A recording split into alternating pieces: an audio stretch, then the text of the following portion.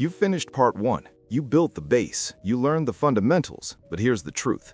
Push-ups and pike push-ups will only take you so far. If you actually want the Toji physique, dense, powerful, and intimidating, you need to unlock the next chapter. This is part 2. This is where your training arc gets serious.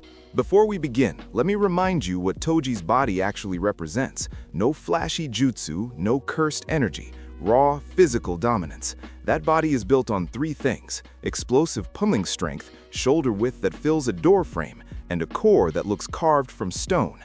That's your target. Let's get to work. You've mastered push-ups. Now we introduce the big 4 of calisthenics: pull-ups, dips, pike push-up progressions, and the dragon flag. These are your new S-tier movements. Each one unlocks a different piece of the Toji frame. Movement 1. Pull-ups. Your lats are everything. The V-taper isn't built from the front, it's built from the back. If your lats don't flare, your waist will never look small. Pull-ups are non-negotiable. If you can't do one yet, you're not skipping this. You're starting with negative pull-ups. Jump to the top position, lower yourself as slowly as possible, 5 seconds down. That builds the same strength, 3 sets of 5 reps. Once you hit 8 clean pull-ups, switch to wide grip. This is your lat expansion protocol. Maximum width, 3 sets of 6 to 10 reps. After that, you progress to archer pull-ups. One arm takes most of the load while the other assists. This is the bridge between pull-ups and the one-arm pull-up. It builds the kind of unilateral strength that makes your physique look like it was designed, not just trained. Movement 2. Dips. Build the chest and triceps of a fighter. Use 2 chairs, parallel bars, or the edge of a sturdy table. Dips target your lower chest, triceps, and front delts all at once. This is the pushing movement that push-ups can no longer give you. Start with 3 sets of 8. Once you hit 15 clean reps, add a pause at the bottom, 2 seconds, to eliminate momentum. That pause is where the real growth lives. Lean slightly forward to shift the load onto your chest. Stay upright to hammer the triceps. You control what gets built. Movement 3. The handstand push-up progression. Toji's shoulders.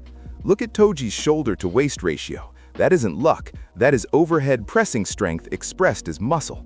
Start with wall-assisted pike push-ups. Elevate your feet on a chair and press. This angle loads your shoulders the same way an overhead press does. 3 sets of 8 to 12 reps. Progress to wall handstand hold. 60 seconds, 3 sets. You're training your nervous system to handle inverted load. Once that feels stable, start doing wall handstand push-ups. Even 1 rep counts. Every rep here is building the Toji silhouette. Movement 4. Dragon flags, the final boss of core training. Planks built your foundation. Dragon flags are the next level. Lie flat, grip something solid behind your head, and raise your entire body in a straight line off the ground. Lower it slowly. Your body becomes a lever. This is the movement that builds the deep structural core that actually shows when your body fat drops. Start with tuck dragon flags, knees bent, same motion, 3 sets of 5.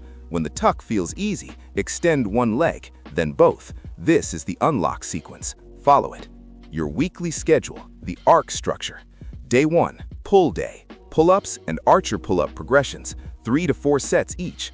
Day 2, push day, dips and handstand push-up progressions, 3 to 4 sets each. Day 3, core. Dragon flags, hanging leg raises, and hollow body hold. Day 4, full reactivation, explosive push-ups, wide grip pull-ups, pike push-ups, lighter volume, higher speed. This is your super compensation day. Your body is at peak power. Use it. Day 5, rest or light walking. Let the repair happen. Repeat. Here's what most people miss. Toji never fought with effort. He fought with precision. He wasn't the loudest in the room. He was the most prepared. Your training should reflect that. No wasted reps, no ego sets that break your form. Every movement should be deliberate, every rest period intentional. Volume without intention is just noise. You now have the full system. Part 1 gave you the foundation, Part 2 gives you the frame, but the physique only appears when one final element is in place, and that's what Part 3 will cover.